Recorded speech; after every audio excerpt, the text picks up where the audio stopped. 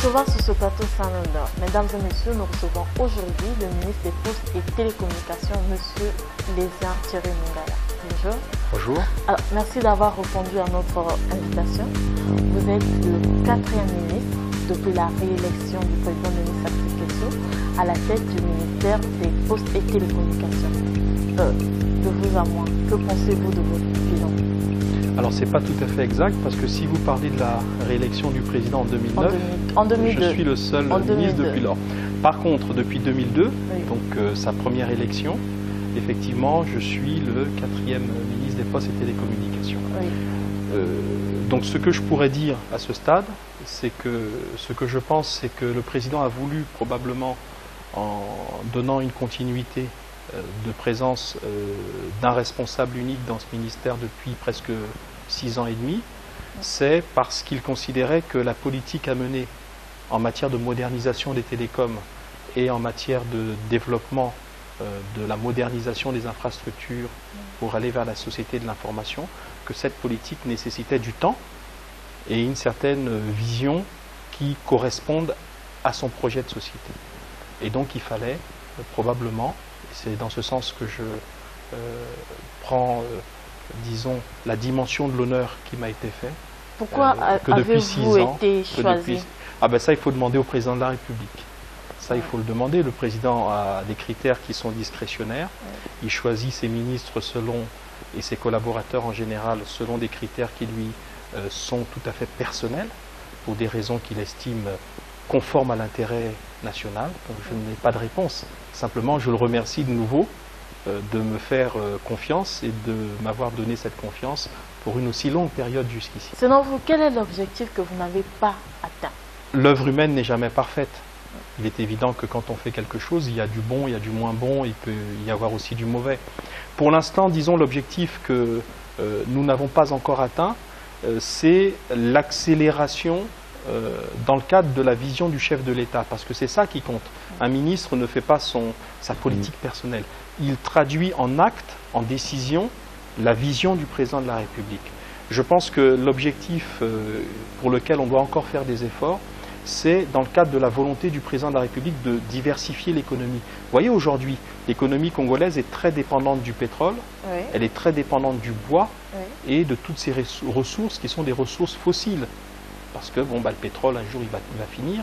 Et puis le bois, on ne peut pas, dans le cadre d'une économie verte, tout le temps couper des arbres et l'exploiter de manière intensive. Donc les télécoms et les TIC sont, dans la vision du président, un des leviers par lequel on doit diversifier l'économie. Donc là où on doit faire des efforts, c'est qu'une fois que nos infrastructures seront totalement installées, on doit pouvoir développer une économie numérique, je dis bien une économie numérique, qui crée de l'emploi, qui crée des nouveaux services pour nos compatriotes. C'est là où nous avons encore des efforts à faire. Et ça, ça sera pour quelle année? Parce qu'au Sénégal et au Rwanda, déjà, les TIC sont des pourvoyeurs très importants pour le budget. Ah ben alors ça, que chez nous, on se base que sur le pétrole. Non, pas du tout. Là, vous voyez, madame, vous n'avez pas l'information la plus récente. Sur le plan budgétaire, aujourd'hui, les télécoms sont probablement la 3e ou 4e ressource budgétaire de l'État congolais. Parce que justement, les réformes que nous avons effectuées depuis quelques années, la mise en place d'une économie, d'un écosystème fiscal et parafiscal efficace, grâce à la mise en place de l'Agence de régulation des postes et communications électroniques, entre autres, nous a permis de faire des TIC et des télécoms le 3e ou 4e pourvoyeur au budget. Par contre, ce dont moi je parle, et ce que vous évoquez, vous, avec le Sénégal et le Rwanda, c'est pas tant l'apport budgétaire du secteur, c'est l'apport du secteur dans la vie économique réelle. C'est ça que j'appelle économie numérique. C'est-à-dire que vous, moi, nos enfants, vos enfants, nos parents puissent bénéficier de services qui soient liés à l'utilisation rationnelle et intensive des TIC. C'est par exemple la possibilité de développer des centres d'appel qui fonctionnent 24 heures sur 24. Quand par exemple vous avez des problèmes avec votre téléphone ou votre Internet, comme dans les pays les plus développés, que vous soyez en mesure d'avoir un interlocuteur qui vous dépanne à distance et qui a été mis à votre disposition par votre opérateur, soit fournisseur d'accès Internet, soit l'opérateur mobile. C'est par exemple de développer des technopoles, oui, c'est-à-dire des zones économiques dans lesquels il y aurait à la fois des grands groupes internationaux connus, je ne cite pas les noms dans notre secteur télécom et TIC, et des employés ou des entrepreneurs de talent, et il en existe au Congo, qui se frotteraient à ces grandes entreprises et qui acquéreraient à la fois de l'expérience et pourquoi pas développeraient des produits qui pourraient être vendus, commercialisés au Congo et dans la sous-région ou ailleurs et créeraient des emplois et de la richesse au Congo. C'est ça l'économie numérique. Monsieur le ministre, certains observateurs pensent que malgré la redynamisation de ce secteur, les jeunes Congolais ne bénéficient pas de cette expansion. C'est beaucoup plus la main et l'expertise étrangère. Que répondez-vous? Bon, il y a deux choses. Vous avez raison sur un point, et c'est un des constats et une des choses que je reproche aux opérateurs, et en tout cas aux fournisseurs d'accès, opérateurs et autres entreprises du secteur, c'est qu'on n'emploie pas assez de jeunes Congolais.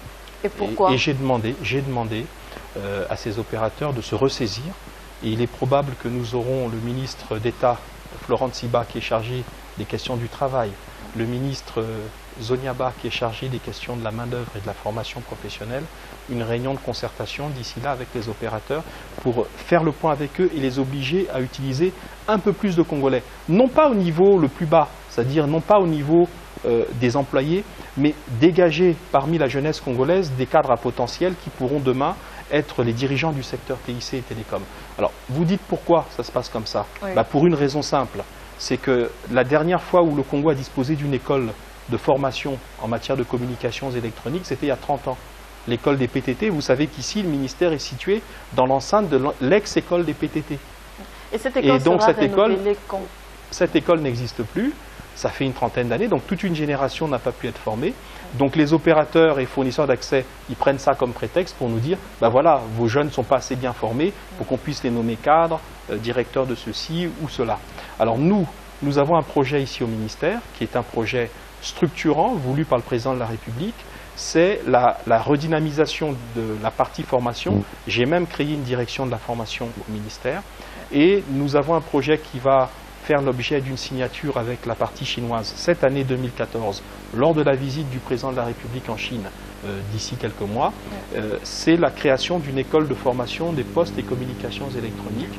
Et ce projet, qui va être financé par la coopération chinoise, nous permettra de nouveau de former des jeunes cadres. Monsieur le ministre, vos détracteurs pensent que le ministère est déconnecté de la jeunesse congolaise. C'est vrai que vous-même vous êtes sur Facebook, mais le ministère n'a pas de site internet. Oui. Que répondez-vous? Bon, je crois qu'il y a deux choses. Dans ce que vous dites. Si je suis connecté sur Facebook, comme vous dites, c'est tout simplement qu'il y a bien des gens qui m'ont vu sur Facebook, et ces jeunes dont vous parlez. J'ai 5000 followers. Mais l'interactivité entre le ministère et la jeunesse. J'y viens. J'ai 7000 followers et j'ai 5000 amis. Donc 12 000 personnes qui me suivent sur Facebook. C'est pas rien, vous savez. Donc ça, c'est à titre, on va dire, de l'homme politique. Maintenant, le ministère. Aujourd'hui, l'intérêt de l'État n'est pas que chaque ministre, pour se donner bonne conscience, crée une page ou un site personnel de son ministère. L'intérêt, c'est la mise en place d'un portail gouvernemental dans le cadre de la mise en place du cyber-gouvernement pour permettre que non seulement les jeunes, mais l'ensemble des Congolais puissent accéder en ligne aux services publics et aux services administratifs qui leur permettront de résoudre parfois des questions par Internet plutôt que d'avoir à aller faire la queue dans une administration ou dans un ministère et perdre du temps ou des heures ou des jours pour cela.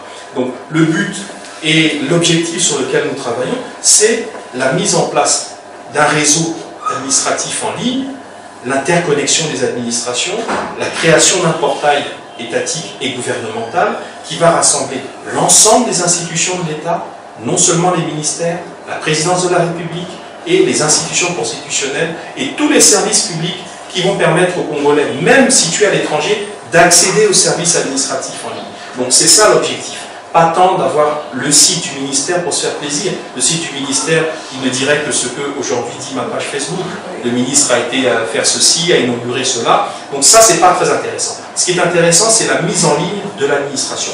Hier, nous avons d'ailleurs assisté à une restitution, une cérémonie de restitution par un cabinet qui s'appelle Bearing Point, qui est un cabinet très proche de France Télécom Orange, grand groupe français. français de télécom, qui nous a restitué la vision qu'ils avaient de l'introduction de la cyberadministration au Congo.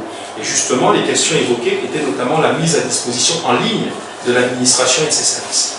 Monsieur le ministre, le ministère travaille sur un projet de loi relatif à la cybercriminalité. En quoi consiste ce projet? Bon, je vous ai parlé tout à l'heure d'économie numérique. Oui. L'économie numérique, c'est deux choses. C'est à la fois quelque chose de concret parce qu'il faut créer des emplois, des services, des biens, et en même temps, c'est un cadre juridique. Et il y a toute une série de textes qui sont des textes qu'on appelle la cyberjuridique, qui doivent permettre aux Congolais et aux Congolaises d'utiliser de manière sereine l'outil Internet.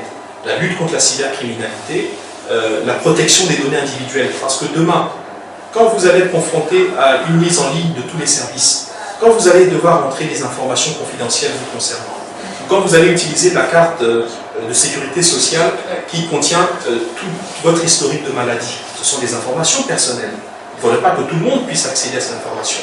Donc le cadre juridique que nous préparons, qui est vraiment presque prêt, qui va être transmis prochainement au Conseil des ministres, c'est non seulement la lutte contre la cybercriminalité, parce qu'il faut protéger les Congolais contre des agressions des malfaiteurs et malfaisants qui utilisent l'Internet pour des escroqueries ou des crimes, et il faut en plus protéger pour une utilisation sereine. Quand vous devrez payer par carte bancaire en ligne, il faudrait bien que quelqu'un ne puisse pas accéder à vos informations pour sortir de l'argent de votre compte bancaire. Quand vous voudrez accéder à des informations sur votre santé, il ne faudrait pas que quelqu'un sache qu'en telle année vous avez souffert de telle maladie. Voilà, c'est ça. Ces textes sont prêts et ils vont bientôt être présentés en Conseil des ministres. Mais certains sont très sceptiques parce que depuis que vous avez fait l'identification, beaucoup pensent que les Congolais sont sous-écoutés. Est-ce que c'est vrai? Je ne vois pas le rapport entre l'identification des abonnés et les écoutes. Aujourd'hui, d'abord il faut le savoir, ce qu'on appelle les interceptions, parce que l'écoute, c'est le terme technique, c'est ce qu'on appelle les interceptions. Les interceptions, dans notre pays, comme dans les pays démocratiques les plus avancés, l'interception ne peut pas se faire de manière sauvage. Elle se fait sur décision de justice. Et quand il y a une nécessité, parce qu'il y a une présomption, un soupçon de crime ou de délit. Et c'est sur réquisition de l'autorité judiciaire, c'est-à-dire du procureur de la République, du parquet. Il n'y a donc pas d'interception sauvage, ça n'existe pas, premièrement. Deuxièmement, s'il existait un système d'interception, on n'a pas besoin de vous identifier pour ça. L'interception, c'est qu'on met un système qui suit vos appels entrants et vos appels sortants. On n'a pas besoin de vous identifier pour ça. Et d'autre part, l'identification, justement, n'a pas pour objet d'écouter les Congolais. L'identification permet que quand un individu vous appelait à l'époque pour vous injurier d'un numéro masqué ou d'un numéro ouvert mais non identifié, vous ne pouviez pas savoir qui vous appelait, vous harcelait et vous embêtait. Même moi, ministre des Télécoms, j'ai reçu des appels où on me demandait des choses, notamment quelqu'un qui me demandait de l'argent de manière brutale, et quand on ne l'avait pas identifié, parce qu'on ne pouvait pas, on n'a pas pu mettre la main sur lui. Voyez. Mais le jour où on a pu identifier les abonnés, eh bien ce monsieur a été identifié. On a pu lui dire de se calmer. Donc vous voyez, l'identification n'a pas pour objet d'assurer une espèce de police des télécoms, mais plutôt de protéger ceux qui utilisent paisiblement leur ligne téléphonique à des fins normales contre les malveillants et les malfaisants. Certains pensent que l'économie numérique est opaque. Je n'ai pas compris, je ne comprends pas le reproche. Que ce n'est pas transparent. Qu'est-ce qui n'est pas transparent? L'économie numérique. Donc on ne sait pas où va l'argent que les opérateurs payent et tout. Non, ça c'est pas l'économie numérique. Bon, disons que les opérateurs payent des taxes. Oui. Et en même temps, ils payent des impôts. Oui. Alors il y a deux niveaux, il y a deux guichets qui existent pour un opérateur télécom ou fournisseur d'accès. D'abord, un opérateur, c'est une société enregistrée au Congo, une société de droit congolais.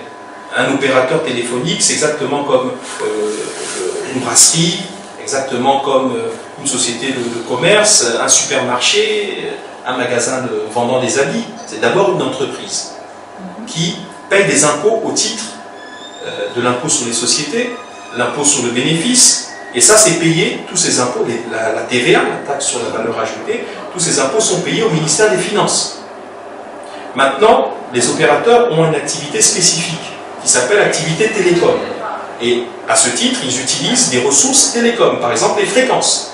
ils demandent des licences, ils produisent un chiffre d'affaires qui permet l'augmentation des capacités, des compétences du régulateur. Donc les opérateurs payent des taxes à la régulation télécom, c'est-à-dire à la RPCA.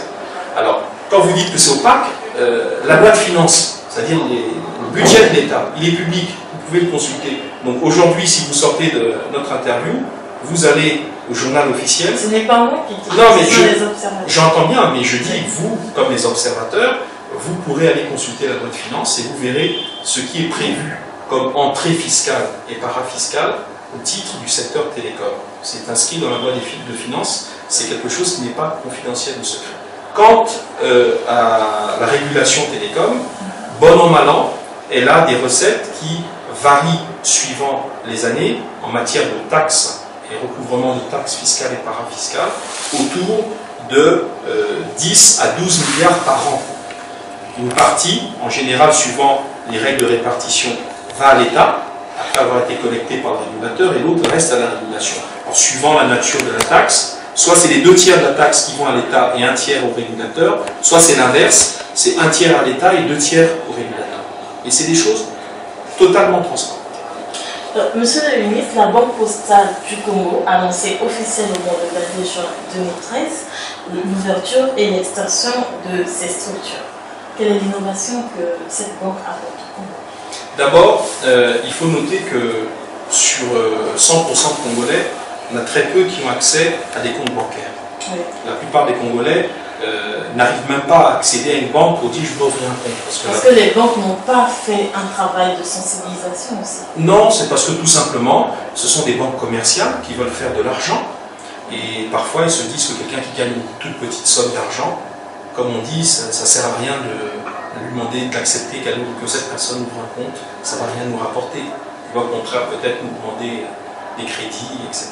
Par contre, étant donné que cette situation a une conséquence, c'est qu'il y a moins de 5% de Congolais qui sont actuellement bancarisés. C'est-à-dire qu'il y a moins de 5% de Congolais qui ont accès à un compte bancaire. Et là-dedans, vous pouvez compter qu'il y a beaucoup d'entreprises. Donc si vous enlevez les entreprises, est-ce que les Congolais sont pauvres? C'est dû au fait que les banques considèrent qu'il n'est pas profitable, qu'il n'est pas rentable de prendre des personnes qui ont des faibles revenus. Ce qui donc exclut une partie des Congolais du secteur financier formel et qui les amène parfois à faire ce qu'on appelle les tontines, les ristournes, pour essayer parfois de développer des activités. Quand les gens font ça, c'est parce qu'ils ne peuvent pas s'adresser à une banque. Ils se disent quand je vais m'adresser à une banque, ils vont refuser. Donc autant mieux qu'on s'entende entre amis, entre connaissances, on va dire bon, ce mois-ci, on va chacun mettre chaque mois tant, et moi je mangerai une fois par mois, une fois par an plutôt. Hein, cette fois, demain c'est vous qui allez manger, le mois d'après c'est un tel, et ça permet aux gens, grâce à cette petite cagnotte qu'ils font en ristourne, ça leur permet eh bien, de développer des projets personnels ou des projets économiques. La Banque postale a ceci d'important, c'est qu'elle vise justement les Congolais d'en bas, c'est-à-dire ceux qui, ayant des faibles revenus, sont aujourd'hui dans la capacité d'ouvrir un compte et d'accéder aux services financiers de base. Et les premiers qui ont été les clients de la Banque postale, puisque la Banque postale s'est créée sur les cendres des chèques postaux, les premiers clients, ce sont les 12 000 fonctionnaires qui venaient toucher leur salaire au niveau du centre des chèques postaux, à Brazzaville et ailleurs. Donc ceux-là, automatiquement, sont devenus les premiers clients de la Banque postale. Et donc il s'agit de fonctionnaires de catégorie souvent modeste. Et ceux-là, aujourd'hui, et vous pouvez vérifier auprès de la Banque postale, bénéficient de facilités de crédit bancaire ou de crédit tout simplement de trésorerie, qui leur permet de joindre les deux bouts, tout simplement. Alors, pourquoi c'est important qu'on donne la possibilité aux Congolais d'accéder au crédit? Ce n'est pas une fantaisie. D'abord, ça les aide au quotidien. Mais aussi, quand vous placez votre argent dans une banque, votre argent, pendant que vous le placez, vous ne l'utilisez pas. Cet argent va être utilisé pour financer l'économie.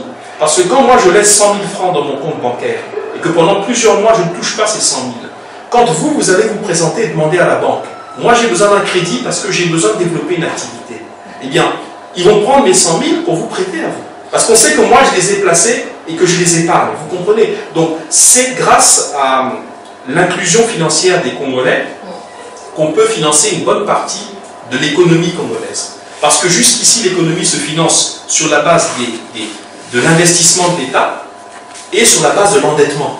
Et on ne veut plus que le Congo s'endette. Personne ne voudrait que le Congo s'endette. Il faut le Congo continuer à s'endetter. Non, il ne s'endette pas. Je viens de vous dire, on ne veut pas que le Congo s'endette. Et voilà pourquoi nous favorisons. La dette a été annulée, je vous le rappelle, il faut quand même le préciser. Il ne faut pas laisser courir des bruits qui ne sont pas réels. Le Congo a obtenu l'annulation de sa dette et aujourd'hui a une gestion saine. Et par contre, nous voulons, avec le ministre des Finances, parce que c'est lui qui a favorisé, après des orientations données par le président, c'est lui qui a favorisé la création de la banque postale comme banque de proximité. Aujourd'hui, la banque postale va se placer partout sur le territoire congolais. Les banques commerciales classiques, si vous allez à Sibiti, il n'y a pas de banque. Si vous allez, je ne sais pas, à Kakamweka, il n'y a pas de banque. Par contre, avec la banque postale, puisqu'elle va être adossée aux bureaux de poste qui sont situés à l'intérieur du pays, eh bien vous aurez une présence bancaire qui va permettre une inclusion financière, y compris dans nos villages. Est-ce que la banque octroie déjà les crédits à des petites et moyennes entreprises? Elle octroie des crédits, c'est une banque. Mais je vous invite, dans une prochaine émission, à proposer au directeur général de la banque postale de répondre à vos questions. Il vous donnera tous les détails. C'est une banque normale, elle s'appelle juste banque postale. Mais qui ne communique pas par rapport à ses concurrents. Elle communique. C'est peut-être qu'elle communique peut-être pas assez, ça il faut voir avec elle. Mais elle communique et je peux vous assurer qu'elle développe son portefeuille clientèle. Qu'est-ce qu'il faut faire pour faire de notre pays un hub technologique? Le hub technologique, c'est quoi? C'est de proposer des services à haute valeur ajoutée, non seulement pour les Congolais, mais aussi pour les pays voisins. La première condition, c'était la stabilité politique et la stabilité, la paix sociale. Depuis le retour du président de la République aux affaires, la stabilité politique, la paix sociale sont une condition remplie. La deuxième condition est l'existence d'infrastructures de niveau international en matière de télécom. Ces infrastructures sont pour l'essentiel en cours d'installation ou installées. La troisième condition, c'est une incitation fiscale, parafiscale.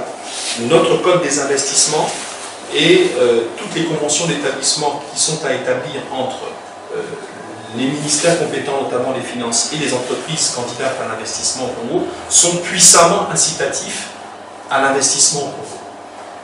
Enfin, il y a une condition qui me paraît essentielle pour faire notre pays un hub, c'est notre position géographique. On a une frontière avec tous les pays voisins, notamment le puissant voisin qui s'appelle la RDC avec sa capitale Kinshasa, qui a plus d'habitants que tout notre pays. L'avantage, c'est quand on va proposer, quand nous allons proposer ces services à haute valeur ajoutée, eh bien vous aurez des usagers, des clients potentiels qui viennent des pays voisins et qui bénéficieront de ces services et qui vont nous permettre de tirer la croissance. Quand vous dites qu'ils sont passés à la 4G, je ne sais pas de quoi ils vont passer à la 4G. Mais la 4G, grâce à Orange. Oui, la 4G, c'est une incidente par rapport au reste. Oui. La 4G, c'est un procédé technologique qui augmente juste la bande passante. Oui. Ne faites pas un mythe de 3G, 4G, 5G, LTE. 4G, 3G, 4G et 5G, même parce qu'en Europe on est en 5G, c'est comme si vous avez une route qui fait une certaine dimension, c'est la 3G. Vous voulez que la route soit plus importante pour faire passer plus de véhicules. Vous la grandissez comme ça, c'est la 4G. Et vous voulez qu'il y ait encore plus de véhicules qui passent, vous grandissez encore la route et c'est la 5G. Donc ça ne change pas la nature du problème, ça permet une augmentation de la capacité et de la puissance du débit, c'est tout. Les opérateurs chez nous sont prêts à passer à la 4G. Et quand ils le veulent, quand ils souhaiteront, quand leur stratégie leur donnera cette opportunité, ils nous feront la demande au niveau du régulateur et ils auront une réponse positive. Parce que ce n'est qu'un procédé qui augmente la capacité. Ce n'est pas plus. Monsieur le ministre, en 2013 encore, nous avons 4 réseaux. Oui. Ou jusqu'à aujourd'hui, nous avons 4 réseaux. Mais le responsable d'Airtel ou le propriétaire, M. Lafamie Barty, a racheté Warid. Est-ce que ça ne veut pas dire qu'il y a une concurrence, il y a une entente sur les prix? À quel niveau? Mais quand le Warid est... Non, Warid a été racheté... appartient à alors, une seule personne. Là-dessus, il faut qu'on soit clair. Oui. Warid est racheté aujourd'hui officiellement par Barty Airtel. Il va y avoir une période de transition pendant laquelle les deux opérateurs vont subsister, vont rester ensemble sur le terrain. Oui. Mais dans un délai de quelques mois, au plus tard une année, les deux opérateurs vont être fusionnés C'est-à-dire que Warid va être fusionné avec Airtel et va donc devenir Airtel. Il n'y aura plus de distinguo entre Warid et Airtel. Par contre, là où vous avez raison, il y a eu la nécessité au niveau de la régulation de s'assurer que pendant la période de transition, pendant la période durant laquelle il y aura les deux opérateurs, qui auront maintenant le même propriétaire. Il faut éviter qu'il y ait une entente entre eux pour essayer d'écraser les concurrents. Mais ça, le régulateur a mis en place avec eux, dans le cadre de l'accompagnement du processus de rachat et de fusion, a mis en place les garde-fous, les mécanismes. Pour éviter qu'il y ait une entente illicite contre les autres opérateurs. En parlant d'opérateurs, on constate que les prix des appels normaux sont baissés, mais Internet reste toujours cher pour les étudiants et pour les sans-emploi. Bon, la question c'est que plus on va développer la capacité, fibre optique, 3G, 4G ou ce que vous voulez, et plus les prix vont baisser. Déjà là, il y a une tendance forte. Aujourd'hui, pendant que nous parlons, rappelez-vous, il y a une dizaine d'années, ou même il y a 4-5 ans encore, quand vous demandiez une connexion Internet même à la maison, il fallait, entre les coûts d'installation et l'abonnement mensuel, pas moins de 300-400 000 pour l'installation. Une installation pas de bonne qualité, une installation de bonne qualité, et puis vous avez un abonnement qui pouvait faire 200 ou 300 000 francs par mois. Aujourd'hui, vous avez des offres des opérateurs, sans que je fasse de publicité. J'ai moi-même des tablettes, parce que j'ai presque abandonné les ordinateurs, parce que moi la tablette c'est très mobile, on a partout il y a du réseau. J'ai des tablettes, je peux témoigner qu'avec un abonnement de 30 000 francs CFA par mois, on a accès de manière illimitée à l'Internet. Je dis, effectivement pour moi qui suis peut-être favorisé par le revenu, on va dire que 30 000 c'est rien pour moi. Mais ça prouve qu'on est passé de 300 000 à ça. Donc ça veut dire que la tendance vers laquelle on doit aller, et sur laquelle le président de la République est très vigilant, parce que le président nous a dit, et je me rappelle de ses propos forts, il a dit, quand on parlait de la fibre optique par exemple, au Conseil des ministres, il nous a dit ceci, c'est bien, on va développer une technologie, mais il ne faudrait pas qu'elle ne soit pas à portée des Congolais. Ce n'est pas la peine de faire quelque chose qui soit très beau à voir, mais que personne ne puisse l'utiliser. Donc, il faut penser au panier de la ménagère. Et le but ultime, c'est d'arriver à ce qu'on a fait pour le téléphone mobile. Parce que c'est ça, vous ne pouvez pas baisser les prix, vous ne pouvez pas demander à des gens qui ne sont pas des Pères Noël de baisser les prix. Ils ne le font que si, quelque part, ils s'y retrouvent. Regardez, il y a 10-15 ans, quand vous aviez un téléphone mobile, d'abord le téléphone lui-même coûtait cher. Ensuite, vous aviez des appels où c'était 300 ou 400 francs CFA la minute. Et bon, tout le monde n'avait pas accès à cette technologie. Maintenant qu'on a un taux de couverture en termes d'équipement de 98 à 100%, aujourd'hui, on vous vend un téléphone parfois à 10 000 francs CFA. Parfois à 10 000 francs CFA. Vous avez accès à la carte SIM à 500 francs. La communication est une des plus basses en Afrique. Eh bien, le modèle qui a réussi pour le mobile doit pouvoir être transposé sur l'utilisation de l'Internet à la maison, au bureau ou quand on est en mouvement avec son téléphone mobile ou sa tablette. Et ça sera pour quelle année, plus concrètement? L'année, c'est quelque chose qui est évolutif, puisque quand je vous dis qu'aujourd'hui, on a réduit de 10 fois le prix, il n'y a pas eu un moment donné où on a dit tiens, on va réduire de 10 fois le prix cette année-là, à cette minute-là et ce jour-là. C'est une tendance. Eh bien, nous espérons que l'année 2014-2015, qui va voir arriver de manière claire. L'accès, par exemple, à la fibre optique va nous permettre de réduire encore plus le tarif d'accès. En parlant de la fibre optique, monsieur le ministre, c'est quand la fibre optique? Bon, il faut ne pas être aussi sévère que ça. Je ne peux pas, votre émission dure 26 minutes, rentrer dans les détails. Je prendrai au moins 40 minutes pour vous expliquer le processus. Bon. D'abord, la fibre optique, ce n'est pas un projet seulement congolais. On est rentré dans le cadre d'un consortium international qui s'appelle le projet WAX. Parce qu'un pays tout seul, fût-il un pays pétrolier, n'a pas les moyens tout seul de financer sa connexion au câble sous-marin à fibre optique. C'est donc un projet qui a réuni des États africains, je peux citer le Congo, la RDC, l'Angola, le Togo, la Namibie, l'Afrique du Sud, le Portugal, la Grande-Bretagne. Tous ces pays et des opérateurs de téléphonie comme MTN, le groupe, etc., Vodacom, se sont mis ensemble et ont dit on va connecter tous les États de la côte ouest africaine à un câble sous-marin à fibre optique. Et chaque pays a versé sa part pour la construction de ce câble. Le Congo a versé donc sa part autour de 25 millions de dollars. Ce processus a connu du retard d'abord parce que la première version du consortium a été tuée par un opérateur qui s'est retiré. Il a donc fallu, ça c'était en 2008, repartir à zéro. Et que les partenaires, les États et les opérateurs se remettent au travail pour recréer un consortium. Déjà là, on a perdu du temps. Ce n'est pas la faute du gouvernement congolais, il y a eu un problème au niveau international. C'est un projet avec d'autres. Donc si les autres avancent à un certain rythme, si vous avancez plus vite, eh bien forcément vous devez attendre les autres et inversement. Donc il y a d'abord cette complexité-là. La deuxième chose, c'est qu'il a fallu construire les infrastructures. On a construit la station qui accueille le câble à Matombi, on a construit la connexion du câble entre Matombi et Pointe-Noire, et on a déployé la fibre optique terrestre, celle qui est venue jusqu'à Brazzaville aujourd'hui, entre Pointe-Noire et Brazzaville.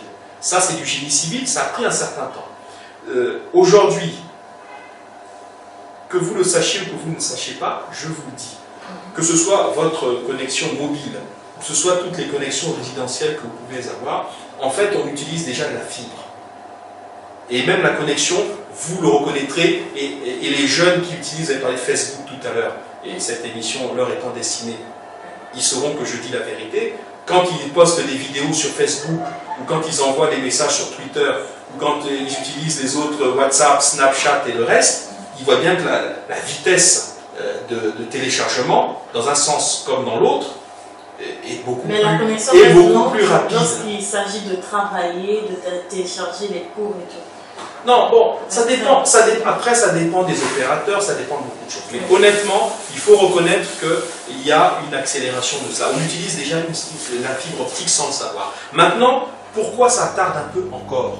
Parce que tout simplement, comme je vous l'ai dit, c'est un projet complexe.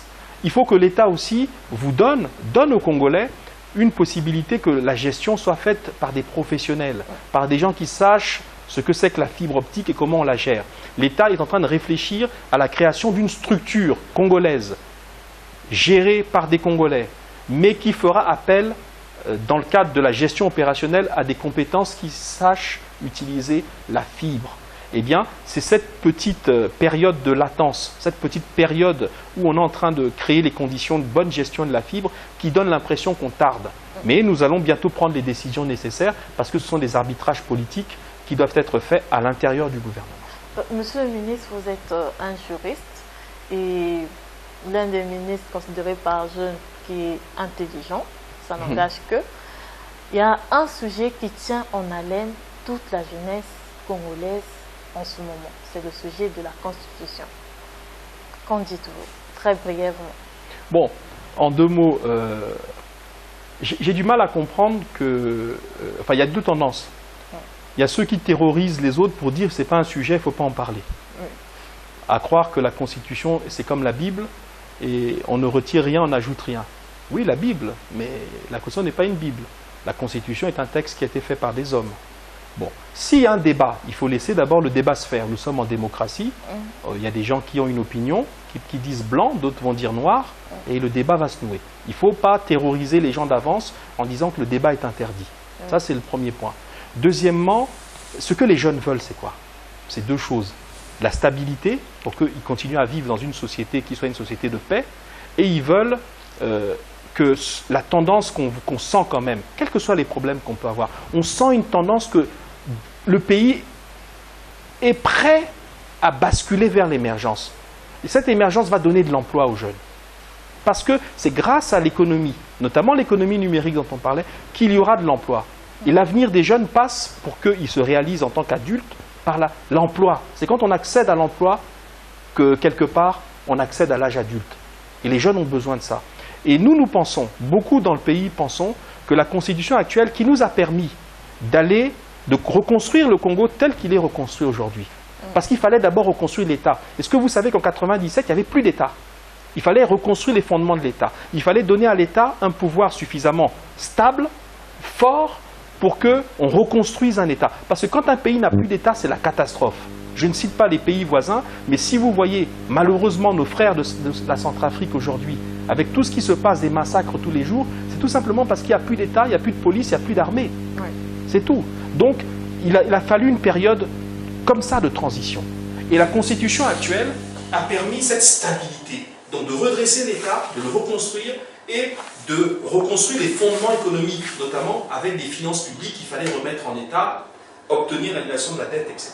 Mais on doit maintenant renforcer la démocratie au moment où on va vers l'émergence. Donc moi je le vois tout à fait normal. Je vois tout à fait normal, excusez-moi, je vois tout à fait normal que des compatriotes veuillent réfléchir à l'idée qu'il faille une constitution plus adaptée à cette période vers laquelle on tend.